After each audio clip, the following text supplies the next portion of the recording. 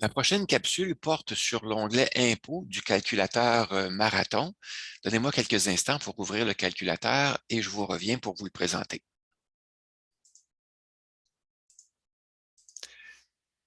Vous devriez voir à l'écran l'onglet Références, l'onglet Impôts, pardon, du calculateur Marathon qui présente les références aux tables d'impôts fédérales et provinciales qui sont nécessaires pour calculer l'impôt à chaque année.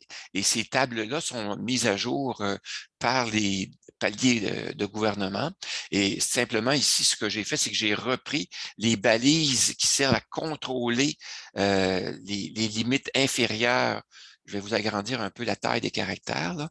Les balises qui servent à contrôler les limites inférieures de chaque palier d'imposition, ici au fédéral, et les paliers d'imposition précédents, les limites des paliers d'imposition précédents, et le taux d'imposition de chaque palier qui est prévu. Pour ce qui est de l'impôt fédéral, on a aussi un autre élément qui est prévu, c'est le montant qui permet de vérifier le seuil de récupération de la PSV. Ce montant-là varie à chaque année. Alors, j'ai l'information là qui est inscrite. Alors, ce que vous voyez, c'est pour les années ici, j'ai introduit les informations à partir des vraies déclarations d'impôts là, depuis l'année 2000 jusqu'à l'année 2019, qui est la dernière année où j'avais des chiffres, au moment où j'ai fait la préparation du calculateur. Et à partir de l'année 2020, ce ne sont plus des chiffres, mais ce sont des formules qui sont là.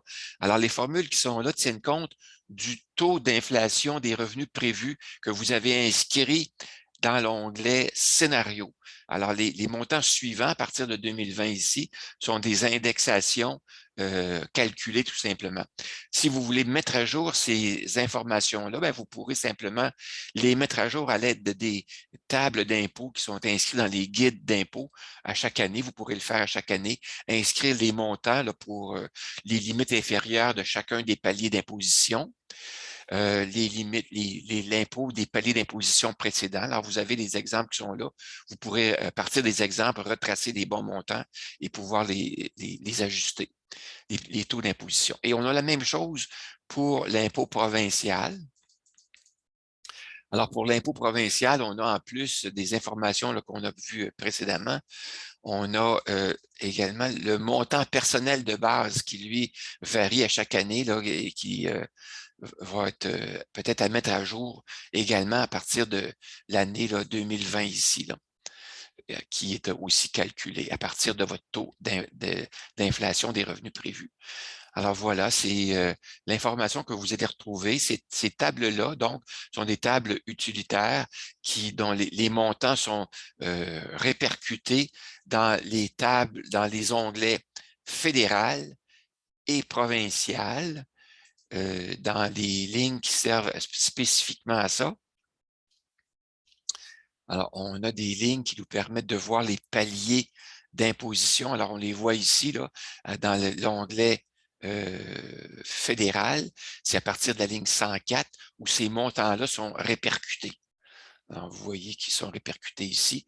Dans l'onglet provincial, c'est la même chose. Ils sont répercutés à peu près au même endroit.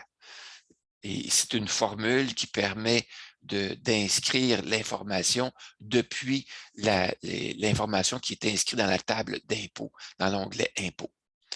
Alors voilà, c'était la présentation de l'onglet Impôts.